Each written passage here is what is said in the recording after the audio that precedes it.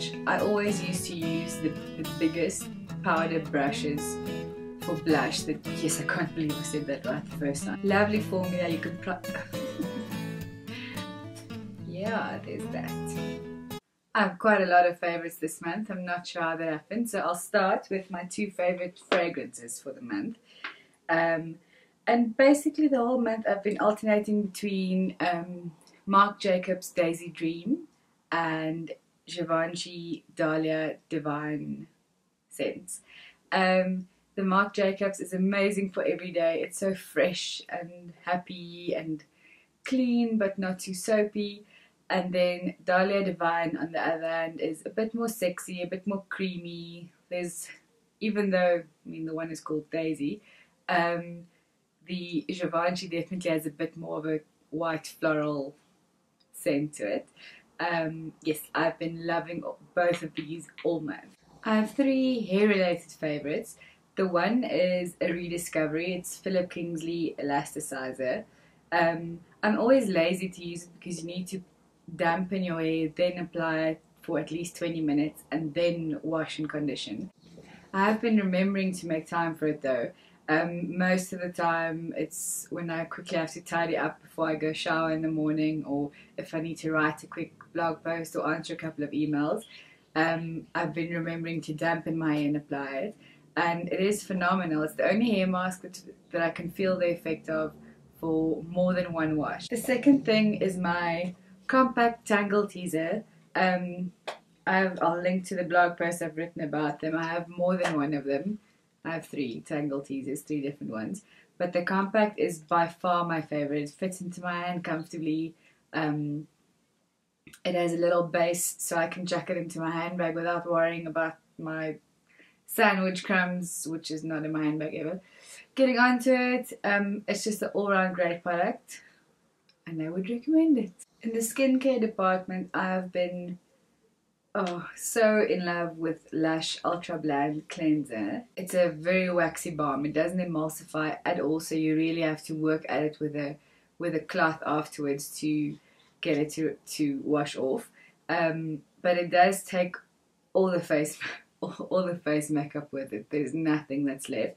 The only thing is there is sometimes a little bit of mascara or eyeliner. I'm not sure which one, but I think it's mascara actually that stays behind a little bit. Skincare favorite for the month is definitely the Kiehl's Powerful Strength Line Reducing Serum. I just finished a month-long trial with Kiehl's where I used this as well as the Midnight Recovery Concentrate for a month straight. And with the Powerful Strength, it was love at first sight. I'm still not sure. Maybe I also, the effects that I'm so in love with, maybe it's from the oil as well, but it felt like it was this one that was doing it. I'm now almost finished with it and I think it's something that I would want to continue using. I've been using Nimu Day and Night creams for the past, probably 2 months now. It's the latest skincare creams they released, if I'm correct. And it's the Nimu Multi-Day Plus and Multi-Night Plus. And initially I thought it was going to be too rich or too, that my skin wasn't mature enough to use it. But it turns out we like each other just fine and we get along very well. And I've always loved Nimu, so I was very happy about that. I have one tool and then it's onto makeup. And the tool is the Tweez. I don't even know what you call it. The tweezer with a little light on. Initially thought it's very gimmicky until I tried it. And the tweezer itself is really good quality stainless steel, so it grips the hair well without breaking them off. And this little light is so convenient because I often tweeze my eyebrows in the car because there's light from all angles, so it makes perfect sense to have a bit more light on the area that you apply. I recently read a piece on how silly we're actually being, and I think a little bit vain as well, for using all these medium cover and dewy and glowy foundations for a natural finish, but having to apply a crap load of them to get the finish that we want. So I decided to try a fuller coverage foundation, as the article suggests, and just using less of it. So I decided to go for the MAC Studio Sculpt Foundation. And I must say it's about a week and a half in and I'm really, really impressed. It's not thick at all. I was expecting it to be quite gloopy and thick and heavy, and it's actually not.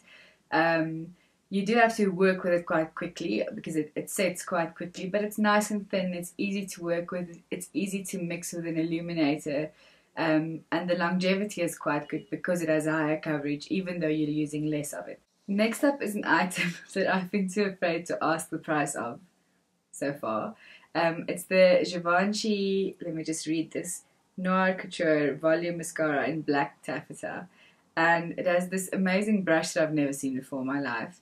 It is as black as you can imagine. It gives coal, it holds extremely well. I'm so incredibly happy with it. I've been getting so many compliments. It's just, and the tube is so beautiful to look at. There's nothing wrong with it, except for possibly the price that I don't know yet. But other than that, I don't think there's anything wrong with it. At the moment, I have the Chubby stick in Mega Melon on my lips, and so chuffed. It wears so well. It's so creamy and soft, and actually, I think hydrating, if I can go that far. And the color is just a perfect nude. I've been loving my Real Techniques contour brush, and I've been using it for blush. I used to use the biggest powder brushes for blush that I could find because I was always afraid of having a line and looking horribly 80s. But when I started using this brush, I realized it is possible to control it. You can do little circular motions to almost blend the product in a little bit better. And yeah, you obviously have more control over where your blusher goes. So quite impressed with this. It also works well for highlighter, but I only have one, so I tend to use mine for blush only. Speaking of blush, I've been having a little love affair with the MAC Cremeblend blush in Posey. It's a very difficult color to describe, like brick red meets coral maybe in a toned down version. Right, that's what I'm going with. Lovely formula. You can apply either with your fingers or a stipple brush. Blends really, really well. And yes, I just think if you prefer a natural color, it always haunts me when I wear peach or shimmer blusher, because when I studied beauty therapy, my makeup lecturer always used to say, nobody blushes peach. And that is it for August favorites. Thank you for watching, and I'll chat to you again soon.